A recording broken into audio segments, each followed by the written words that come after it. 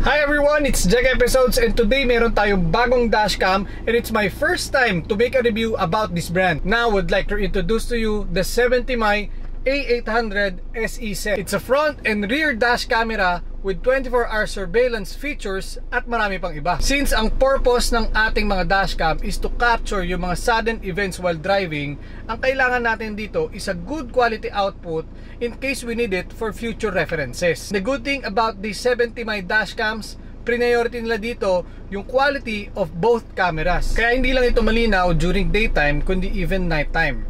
Since ang front camera nito is an HDR with an aperture of 1.55, meaning the lower the aperture, the better quality in low light condition. The front camera records at 4K UHD at 30 frames per second on 140-degree wide angle that gives you a high definition output.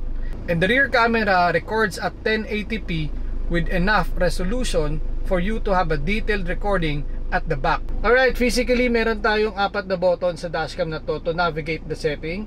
So we have there the system setting, the sound setting, the smart travel, parking surveillance, video setting. Alright, we have two Type-C ports. One for the connection ng ating rear camera. Second is to power up yung ating mga dashcam. Third, we have a micro SD slot which pwede natin lagyan up to 512 gig of memory. And also we have here a speaker. And sa kabilang side naman, meron tayong LED indicator. Meron din tayo ditong small button to dim yung display ng ating dashcam. So kung gusto nyong nakapatay yung display, pipindutin nyo lang to. Meron din dyan maliit na butas. That's the microphone. Sa ibabaw naman, we have here the heat fins and yung ating camera, which we can tilt para makuha natin yung ating desired angle. After discussing the physical features of this dashcam, punta naman tayo ngayon sa key features nito. So another good thing about this dashcam is meron siyang mobile app na compatible sa Android and sa Apple. Of course, with the mobile app, you can quickly download and access all the photos and clips na captured nyo. And also, meron sila ditong cloud album, local album, driving route, messages, and setting. The same time, since meron din tong built-in GPS, matatrack nyo din yung ruta ng mga dinaanan nyo. Alright guys, so ngayon, i-explore naman natin yung mobile app nitong 70mai. So right now, naka-preview dito yung front camera. Pwede din natin i-flip yung rear camera and pwede rin tayo mag-take ng photo. Also dito nyo rin mabuviews yung mga videos and photos na na-capture nyo. Yan, tingnan natin yung mga photos. Yan, may mga pictures pa ako dyan. Also, we have videos. Yan, yung mga videos na na-capture natin. And also, yung likod.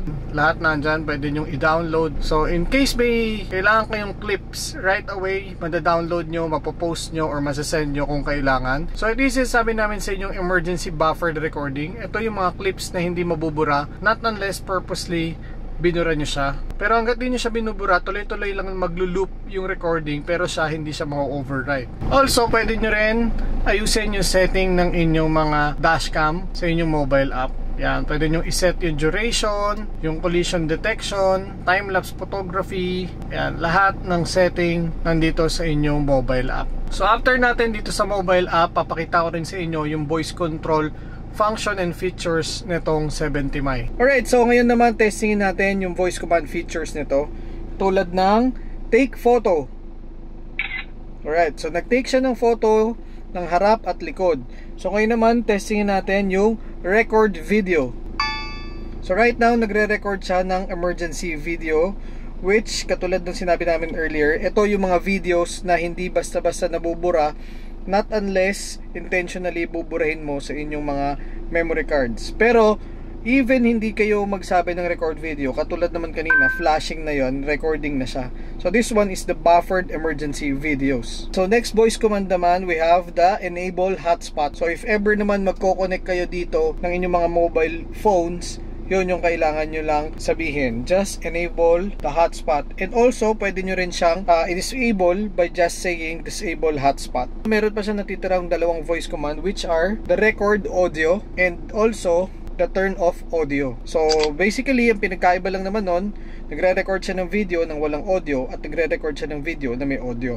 Other smart and safety features are buffered emergency recording in case may sudden na nag-bump sa sasakyan nyo. Mag-i-emergency record siya which hindi mo-overwrite ng future clips unless purposely deleted. ADAS or Advanced Driver Assistance System that has lane departure detection and motion detection on vehicle ahead. And one of my favorite feature of this dash cam is the 24-hour parking surveillance system and time-lapse recording, which is very helpful pag unattended ang ating mga sasakyan and accidentally may nakabangga. Or if may mag-attempt to break in your car, at least may footages recorded that you can review. And syempre, since ang bansa natin is a tropical country, talaga namang minsan napakainit. This dashcam can withstand extreme heat, making it explosion proof.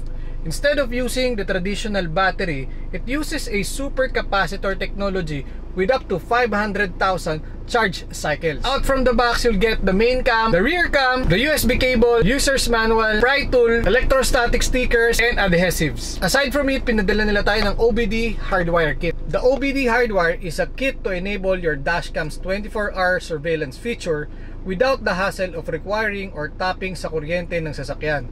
Now, even sa mga older models, it's a plug and play sa OBD to power up your dashcams. Alright, if ever you're interested with this 70My A800 SE set, nandyan lang sa description na to ang link where you can order this awesome dashcam. Ang maganda dito, may promo sila ngayong 11/11, so i-avail nyo na to para makakuha kayo ng exclusive discount. Tulungan nyo rin po ang Jack Episodes to reach the 100,000 subscriber. Nasa 90,000 na po tayo, konting-konti na lang. Maabot na natin yung ating silver play button. So thank you for watching guys, ingat!